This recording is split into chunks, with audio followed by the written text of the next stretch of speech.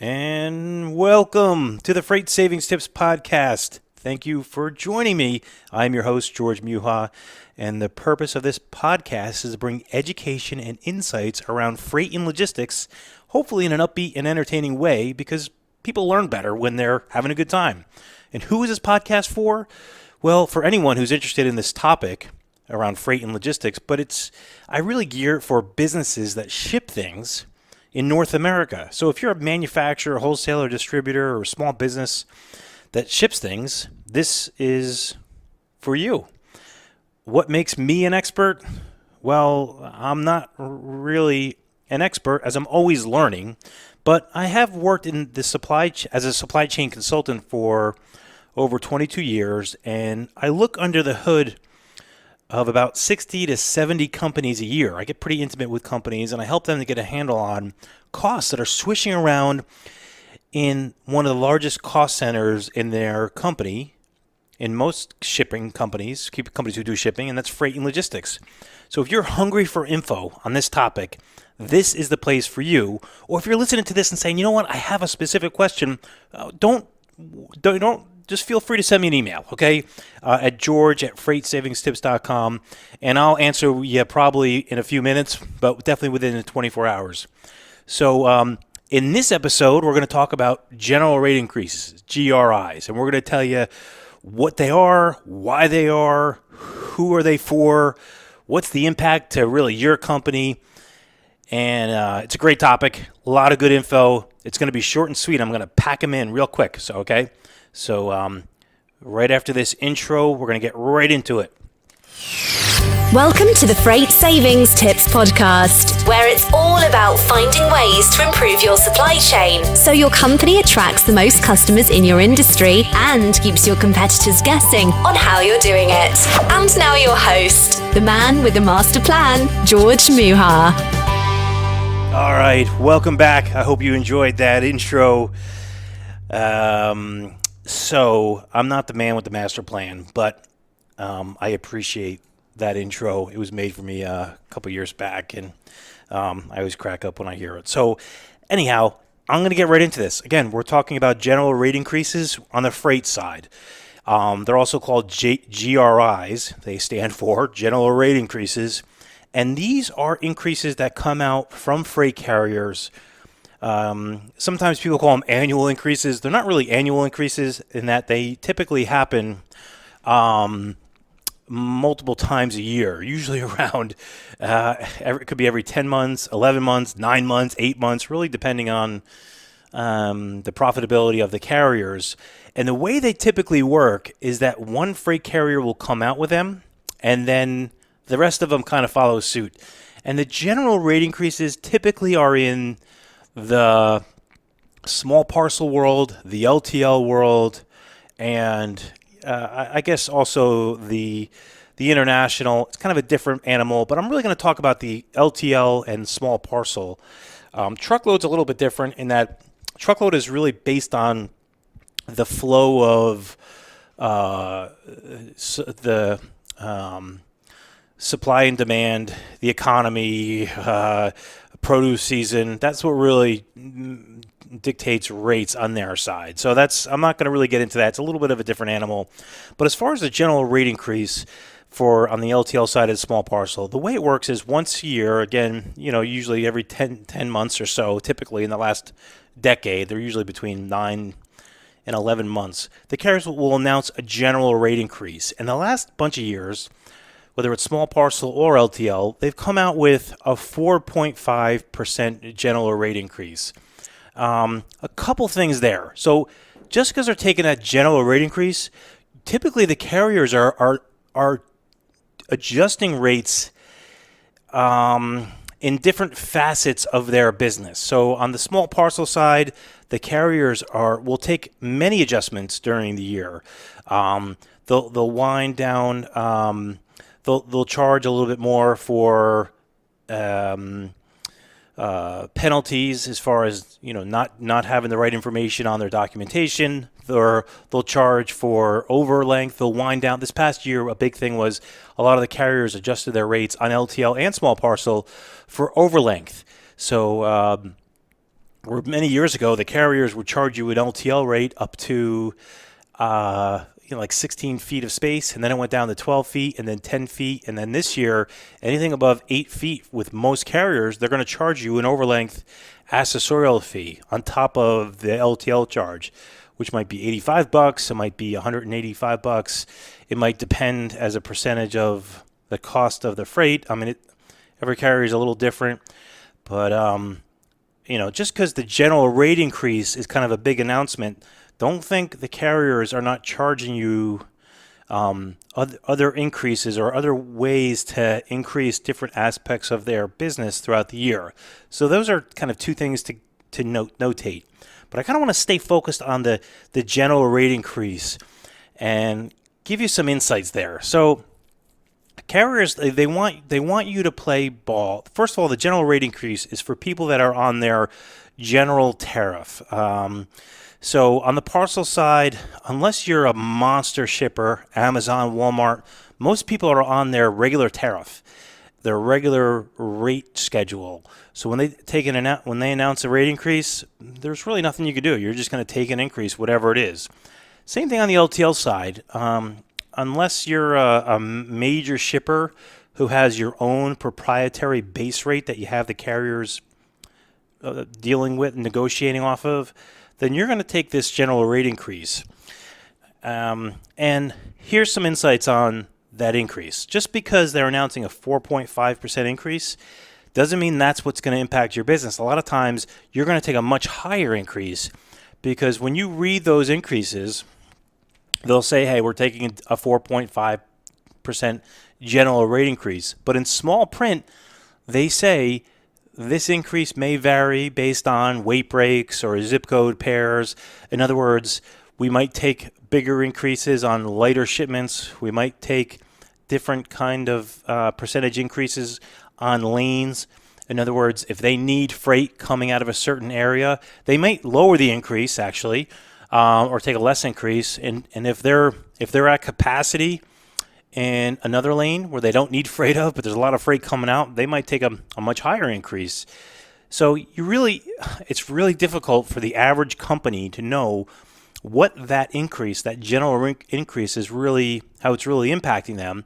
But I'll give you some insight. So last year, I was part of a little study where we wanted to find out what the impact of an increase was when that company took that increase. So, and it was a 4.5% increase that this major carrier that a lot of people use, they implemented. And this was an over $1 million shipper. Okay, so they announced a 4.5% increase. They took it, and we were part of a study. We had insights to the new increase, and we were rating the bills based on the old rates, so we could tell the delta of what that increase, how that increase really impacted. And we took it a scale over a period, I should say, of about a month. So it was about a month worth of data, $100,000 worth of shipping. So we had a good sample. We felt like we had a good sample. It was a good study, I felt like. And we found that this shipper who spent $1 million, over $1 million, with this particular carrier, the real impact they took was about 12%, a little less than 12%. So they, even though the carrier announced a 4.5, because of this company who had multiple locations all over the country, and the carriers taking bigger increases in certain lanes, and we could see it. We could see that there were certain shipments out of certain lanes that were much higher increases. Some cases there were 29% increase, or 45 or 65, some big increases. And we also saw shipments that were going to the same exact, they were shipping from the same place, going to the same place at different weights. We could see that were shipments that were under 1,000 pounds were much greater. That might have been 22%, and over 1,000 pounds, it was maybe 8%, and over 2,000 pounds, it winded down a little bit more. So it was really interesting to see, and it's something we've always known. The carriers have always been pretty open about that. Hey, this is a general rate increase. It's not It's just a weighted average across our entire network. It's a 4.5. I mean, it's in small print, but they do a good job of posting that with their announcements. But that was the first time I was ever part of an analysis that actually pinpointed and showed how that increase impacted at least one shipper. And I can guarantee that would probably most companies are probably not taking a 4.5% increase. They're probably taking a much higher increase. So you're like, okay, fine, George. Thank you for that education, and you're welcome. I don't mean to depress you, but that's the way it is, So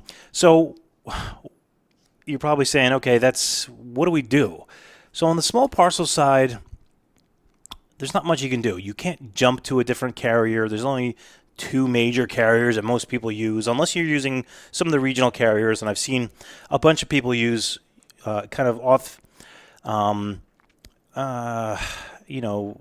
should say, on the small parcel side, they'll use some of those larger regional players to help for those deliveries in those regions.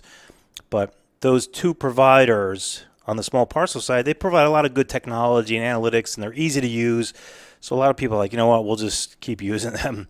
There is something there that you can do, and I'll share with you in a minute. On the LTL side, unless you're a big shipper, there's not a whole lot you can do. If you have some good volume, maybe over a couple $1,000,000, you might want to make the investment in buying your own base rate. Quite a few people will buy this, what's called the Czar-Lite base rate, which you can buy from the Southern Motor Conference. And it's not cheap. It's not ultra expensive, but it might cost you a couple $1,000. And then you get the carriers to negotiate on a universal base rate. And typically you get them to lock in for a year, and then but even so, unless you really have the skill set to do that, it's still difficult. I mean, you have to kind of be from the industry, have a good handle on how to negotiate with carriers off that base rate, because the carriers are smart. I mean, they're and shippers are getting smart too, don't get me wrong, but the carriers are pretty swift, and they're going to make sure that they get profitable. Another thing that you can do, and there's a lot of these companies out there, is partner with a third-party logistics company, particularly on the LTL side, because they're funneling a lot of business, and they typically already subscribe to a proprietary base rate like the Czar-Lite or something even different, and they get the game. So they'll get the carriers to play on their base rate and their tariff rules. So a couple things. One is that they'll get the carriers to lock in the rates. And then after a year, instead of taking a 4.5% increase that you really don't have insights on, they get the carrier to agree to an increase off of last year's rates. So there's no game playing on different lanes or weight breaks. The carriers will just take an increase off of last year's rate. So if they agree to take a 4% increase, that's what the shipper is taking, a 4% increase across all lanes and weight breaks, and that's a good way to go. Also, when you're dealing in that way, like on a proprietary base rate, a proprietary rules tariff, the carriers have a harder time taking those other kind of increases, like on overlength charges and other things that they might want to tweak during the year, or that make a big impact on rates that are subtle, that kind of typically fly under the radar of a shipper.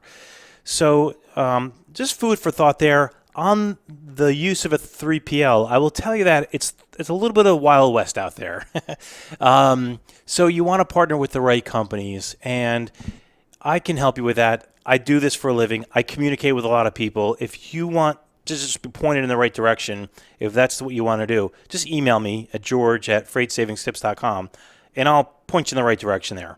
On the LTL, on the parcel side, there are consulting companies that also can help out with the negotiations with them as well. And I can point you in the direction there too. Again, email me at george@freightsavingstips.com. Again, unless you're a massive multi-million-dollar shipper, typically companies don't have a lot of leverage with the big parcel companies. They just don't. But there are some outside firms that do a great job of just helping provide support for our shippers and helping to keep those costs under control. So that's about it. I mean, I just want to provide a little education around these general rate increases. It's a little bit of a general rate increase time. One or two carriers have just announced big increases on January 2nd and just before the holiday. So, and now you can expect, I'm telling you, the rest of the carriers are going to be following suit in the very, very near term. So this is a topic that's going to be happening right now. It's 2019, right at the beginning. And freight increases took a big increase last year. I've had personally people call me. I had 2 people call me last year and tell me that that their rates have gone up 60%. Freight rates, 60. So it's and I've had other people call me up and tell me that freight carriers just dump them. They don't want to handle their freight anymore. So the freight carriers are working very hard to get profitable, get very profitable. And so it's the shippers, I know shippers are trying to keep those profits in their own pockets. So it's a wild time for freight. So again, I hope this was a little educational for you. If you and I want to thank you for listening to this episode, and there'll be links and some show notes about this episode. Just head over to freightsavingstips.com, look up this post, and you'll see it. And while you're there, check out some of our other stuff. We have a lot of great other episodes. And I also created a little e-course called Finding Hidden Money in Inbound. Check that out. So just, subscribe to, you put your email. You'll get an email sent to you with this course. And I'll also email you episodes as they come up and stuff like that. But it's not a big spam thing. You can cancel it if you want. But I'm not a big hit your email all the time kind of thing. So don't worry about that. And anything we do send you, it's not a sales pitch. It's typically just content that will help your business. And if you want to be alerted when we send out our next podcast episode, just follow us on Twitter, Facebook, and LinkedIn. Just search Freight Savings Tips and in any of those channels, and you'll find us. And just follow us, and when we post something, you'll get it. And if you enjoy this podcast, feel free to leave us a review on iTunes or Stitcher or Google Play, however you listen to podcasts. And feel free to give us a 5-star rating if you feel so inclined, okay? And if you do, I may give you a shout-out in an upcoming episode. Also, if you have any questions about freight and logistics, just feel free to send me an email at george@freightsavingstips.com. I'm not selling anything. I just want to educate you. And I appreciate you listening to this, and and if you send me an email, I'll try to answer any point you have. If I don't know the answer, I may point you in the right direction, okay? And just remember, no question is a dumb question, so don't be shy. A lot of people feel like they should know all the terminology around freight and logistics and all that kind of stuff. There's a lot of it out there. That's why you have me. Send me a question. I'll answer right away, probably within a few minutes. If not, definitely within 24 hours. So again, I hope you enjoy this episode about GRIs, and I'll see you next time.